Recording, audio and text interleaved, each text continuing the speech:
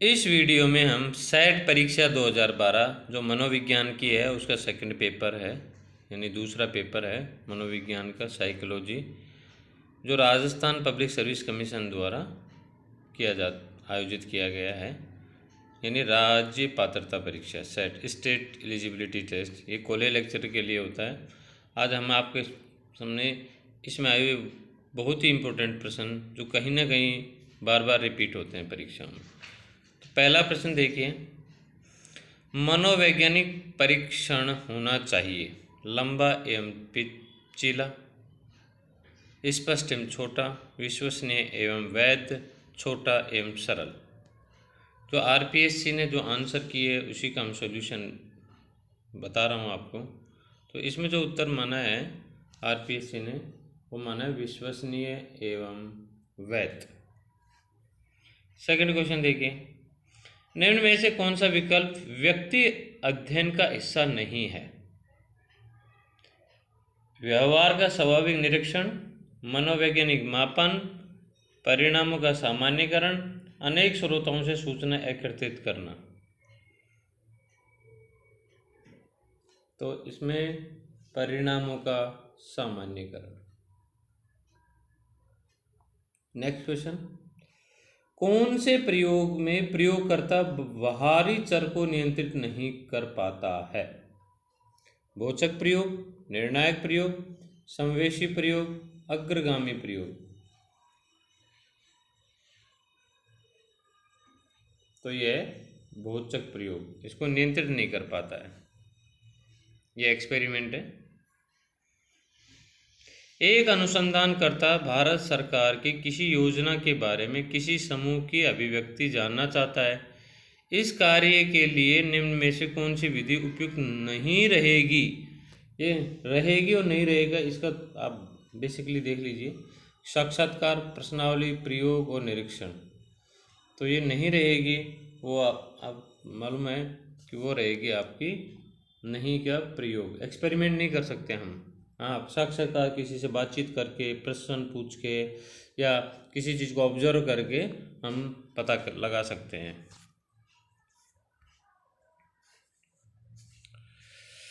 दो मस्तिष्क गोलार्ध जुड़े हुए हैं, यानी हमारे मस्तिष्क की बात कर रहा है। तो मेडुला सुषुम्ना से, लघु मस्तिष्क से, कोर्पस कैलोसम से। यह है कोर्पस कैलोसम से। तंत्रिका आवेग की गति का आधार है एक्सोन के परिधि व माइलिन शीत के घनत्व पर, माइलिन शीत के परिधि पर, एक्सोन के घनत्व पर, एक्सोन के परिधि पर।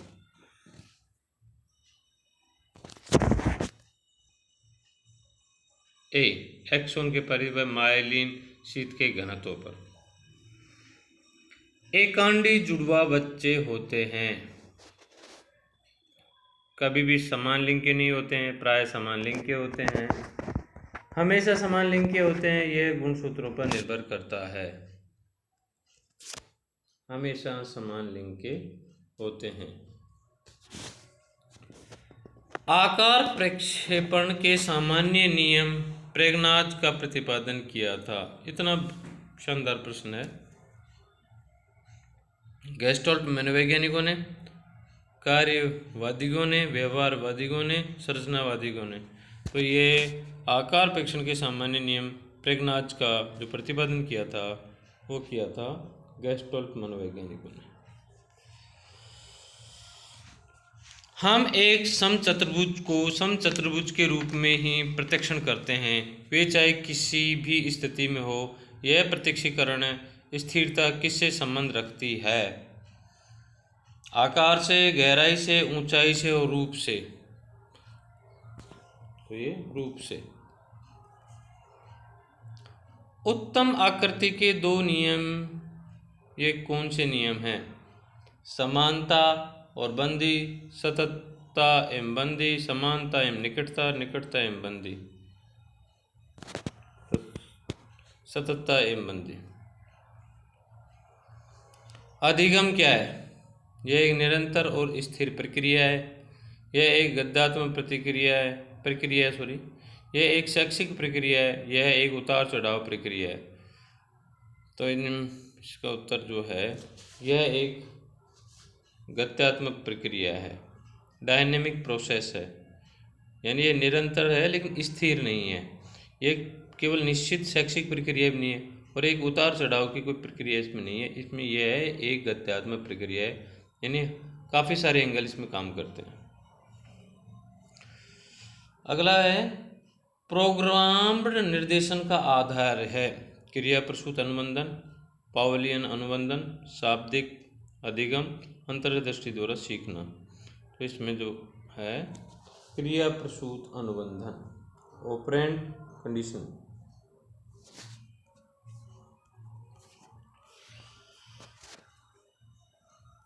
धारणा मापन की 4 विधियां हैं। आप ये मान लीजिए ये प्रश्न बहुत ही उचित उपयोगी है, बहुत इम्पोर्टेंट तो है, उचित है।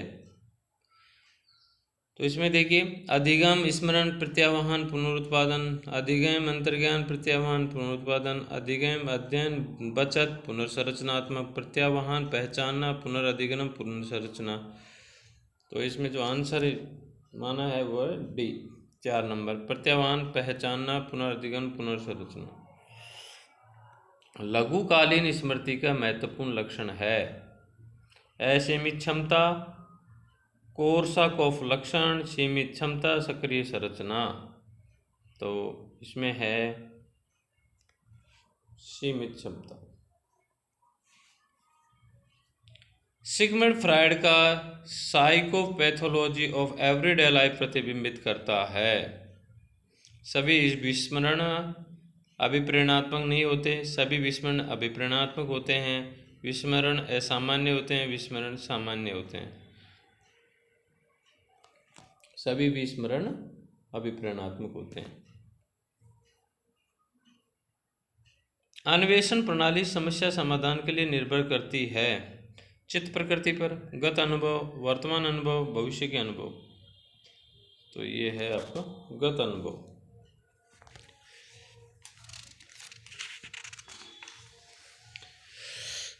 कार्यात्मक स्थिरता एक महत्वपूर्ण कारक है चिंतन में, मन की कल्पना में, समस्या समाधान में, दिवा स्वप्न में।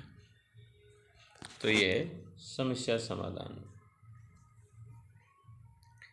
वेंट्रोमीडियल हाइपोथैलेमस की कोशिकाओं को विद्युतीय उत्तेजना देने से भोजन क्रिया को अवरोध पहुंचता है, भोजन क्रिया को आगे बढ़ाने में सहायता पहुंचता है, भोजन क्रिया की गति को बढ़ाता है, भोजन क्रिया को अवरोध व गति देता है।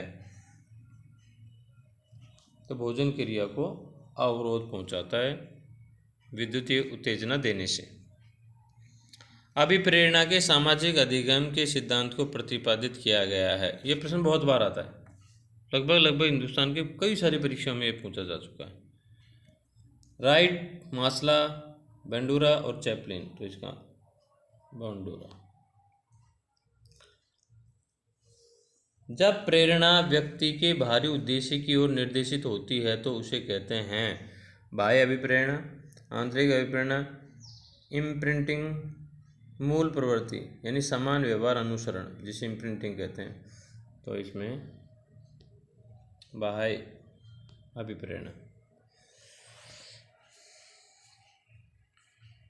किसी व्यक्ति के मनोदैहिक तंत्र है जो उस व्यक्ति के व्यक्तित्व, किसी व्यक्ति के मनोदैहिक तंत्रों का एक गत्यात्मक संगठन है जो उसका वातावरण के साथ एक विशिष्ट समायोजन निर्धारित करता है।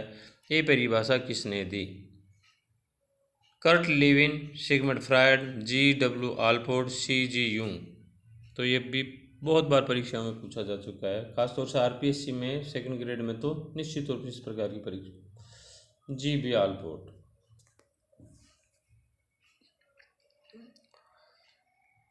मनोविश्लेषण सिद्धांत के अनुसार स्लिप ऑफ टैग बोलने में गलती होने का मुख्य कारण है चेतन मन, अवचेतन मन, अचेतन मन, वाणी की क्षति। तो ये होता है आपका अवचेतन मन।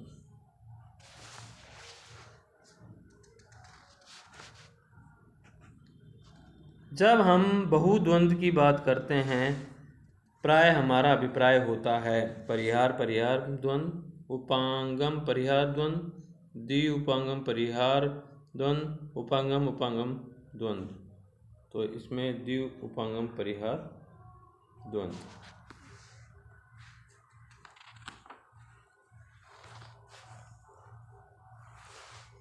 अभिवर्ती मापन की समान दिखने वाले अंतरालों की विधि की संरचना किसने की?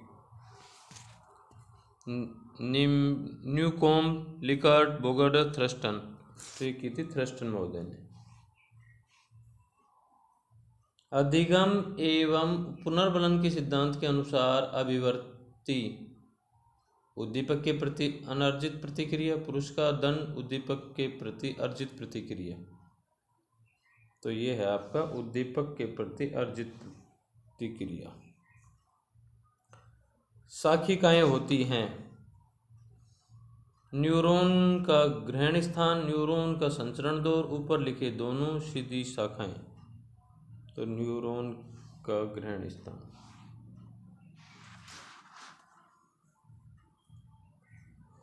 आकृति रेखा निर्धारित करती है संवेदना, दूरी, चमकीलापन और आकार को। दीर्घकालीन स्मृति को विभाजित किया गया है। लघु स्मृति एवं संवेदी स्मृति, गहराई स्तर की स्मृति एवं कृत्रिम स्मृति, गहराई स्थित स्मृति एवं सतही स्मृति, अर्थगत स्मृति एवं प्रासंगिक स्मृति। तो ये अर्थगत स्मृति एवं प्रासंगिक स्मृति। एल्गोरिदम एक नियम है। सृजनात्मक चिंतन, समस्या समाधान, अन्वेषण और संप्रत्यय निर्माण। तो ये समस्या समाधान का एक नियम है। शब्द एवं संप्रत्यय के अर्थ के अध्ययन को कहते हैं। वाक्य विन्यास, अर्थ, उपलक्षण, अर्थ। अब देखिए इस प्रश्न में 2 बार अर्थ आया, लेकिन दोनों का इंग्लिश वर्जन देखेंगे आप तो दोनों में अर्थ अलग नज़र आएगा। तो इन्होंने सिमल्टेनियस माना है, यानी बी आंसर को माना है।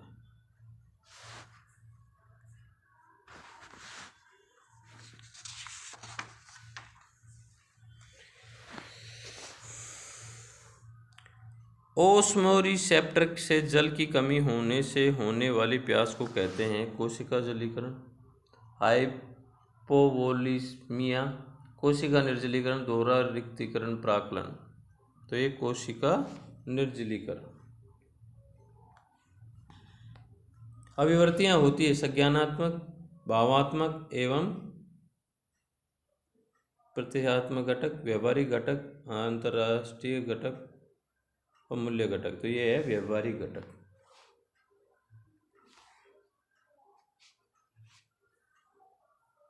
निम्न में से किस समूह में परतंत्र चर पर उपस्थित होता है? वांछित समूह, नियंत्रित समूह, प्रयोगात्मक समूह, समतुल्य समूह। तो ये आपका प्रयोगात्मक समूह।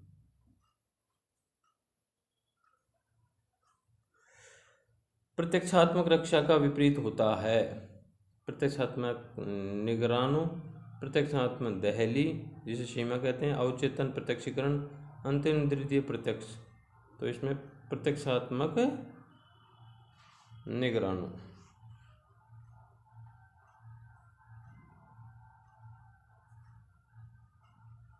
वेसलर बुद्धि परीक्षण को आप किस श्रेणी में रखेंगे? शाब्दिक परीक्षण, क्रियात्मक परीक्षण, अशाब्दिक परीक्षण, शाब्दिक एवं क्रियात्मक परीक्षण। शाब्दिक एवं क्रियात्मक परीक्षण। बुद्धि लब्धि के लिए किस सूत्र का प्रयोग किया जाता है? बहुत बार प्रश्न पूछा गया है। तो इसमें मानसिक आयु गुणा वास्तविक आयु बटे 2, वास्तविक आयु बटे मानसिक आयु गुणा 100, मानसिक आयु बटे वास्तविक आयु गुणा 100, 100 बटे मानसिक आयु गुणा वास्तविक आयु। तो ये आपका 3 नंबर, मानसिक आयु बटे वास्तविक आयु गुणा 100।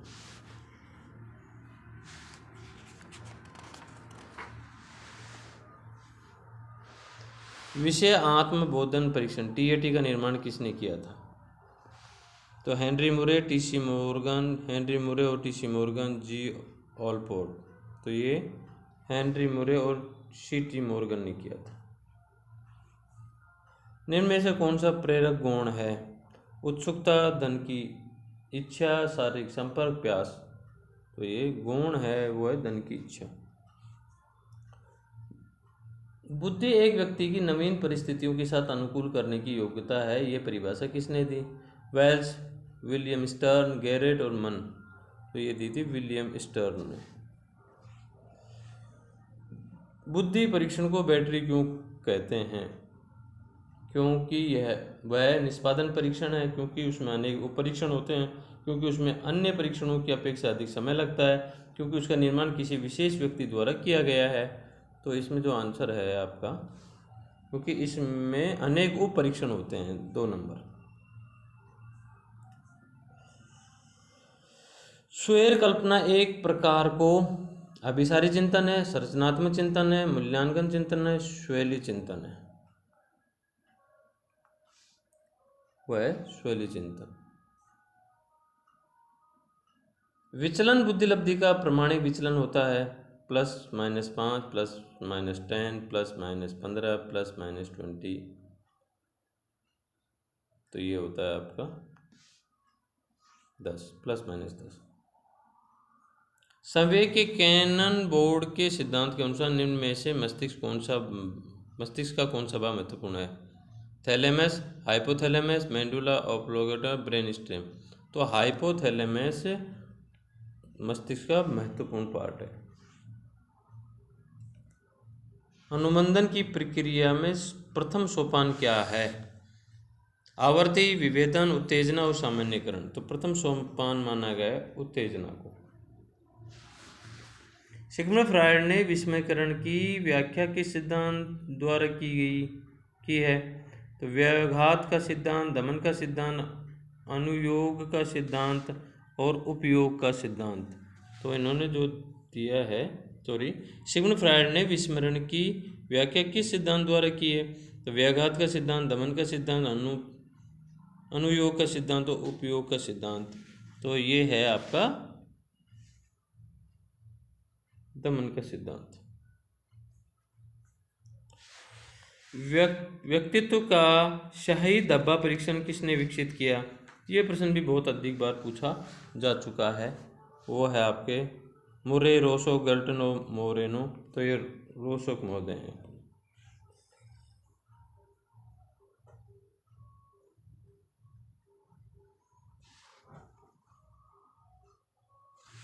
निम्न सारणियों का सही मिलान करना है। मानववाद, मनोविज्ञान, व्यवहारवाद, कार्यवाद, संरचनावाद। तो मानववाद बी, एब्राहम मास्लो, कार्ल रोजर्स। यानी देखिए मानववाद का तो ये है। व्यवहारवाद का है आपका JB वाटसन, BF स्किनर। कार्यवाद के हैं जॉन डेवी विलियम जेम्स। और फिर बच गए आपके संरचनावाद के एडवर्ड टिचनर, विलियम वुड। इसमें ए आंसर है आपका।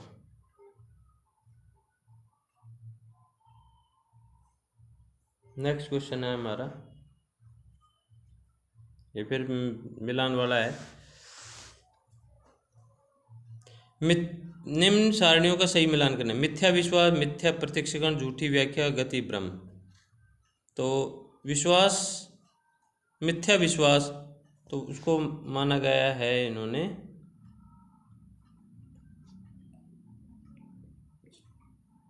पराभ्रम। मिथ्या प्रत्यक्षीकरण को इन्होंने माना है विभ्रम। झूठी व्याख्या को इन्होंने किया है भ्रम। और गति भ्रम फाई घटना।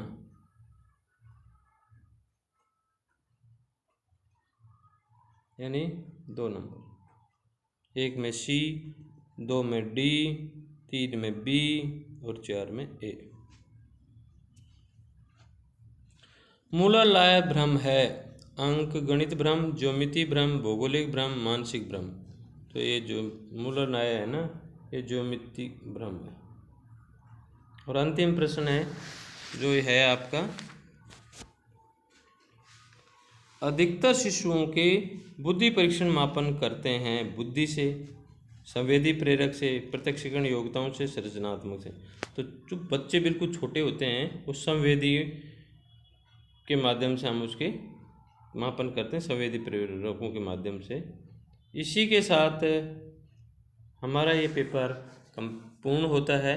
और आप इसमें देखेंगे, मैं तो एक बात कहना ज़रूर चाहूँगा कि आप डिटेल में इन प्रश्नों का स्टडी करते हैं तो इन्हीं के ही डायमेंशनल प्रश्न बन के इन्हीं में से निकल के आते हैं। और प्रश्न 6 प्रकार से, कौन, कहाँ, कैसे, कब और क्यों, इन्हीं के आसपास घूमता है। आप अपनी तैयारी में निरंतर रहें। जब तक आप मेहनत नहीं करेंगे तब तक आप जीतेंगे नहीं। धन्यवाद। यदि आपको हमारा ये प्रयास अच्छा लगा है तो चैनल को सब्सक्राइब करें और लोगों को भी बताएं। धन्यवाद। और लास्ट में ये कहना चाहूँ कि इस चैनल का जो कम्युनिटी चैनल है, कम्युनिटी वाला जो पोस्ट करते हैं उसमें आप प्रश्न करेंगे, आंसर्स देंगे तो आप वहाँ पर बहुत ही अति उत्तम प्रकार के प्रश्न आए हुए जो थोड़े टफ होते हैं, जो हमारी नॉलेज से बाहर रहते हैं और जिनसे सिलेक्शंस की दर ज़्यादा होती है, वो आपको वहाँ देखने को मिलेंगे। आप विजिट करें। धन्यवाद। Thank you.